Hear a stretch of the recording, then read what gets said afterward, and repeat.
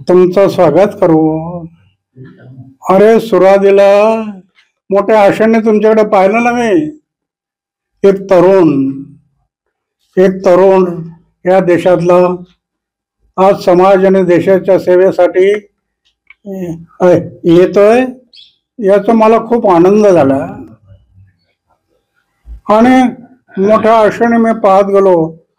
मला आठवत आहे तुम्ही सगळे, मला बर्थडे, माझा बर्थडे आवडत नाही, पण तुम्ही सगळे सिसोडिया सगळे मिळून माझा बर्थडे मनवतात.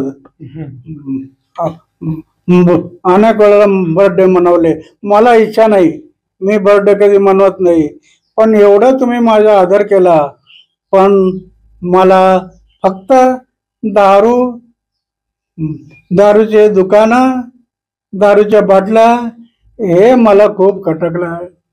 अरे दारू पिलान पैलवान झाला असं कधी ऐकलं का? दारू पिलान पैलवान झाला, कर्करोग झाले, टीबी झाले, कॅन्सर झाले, हे सगळं आम्ही पाहतो वाचतो सगळं. आणि तुम्ही परत दारूचं दुकान काढता.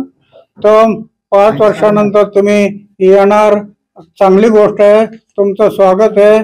पण हा विचार करा की आता परत मी कधी दारूला शिवणार नाही आणि दारूचं दुकान काढणार नाही, दारूचा व्यवसाय करणार नाही.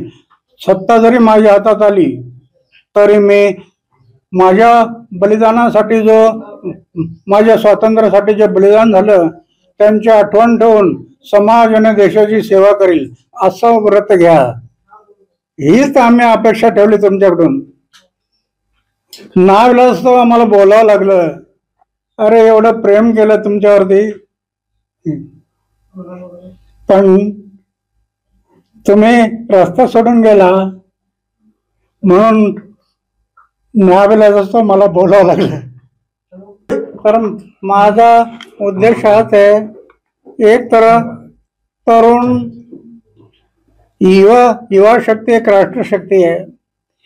तरुण जागा झाला तर देश घडेल असा माझा विश्वास आहे. आणि अशा आशाने मी तुमच्याकडे पाहिलं की चांगला तरुण आताशी आला, राळेगणला यायचा, बसायचा, बोलायचा.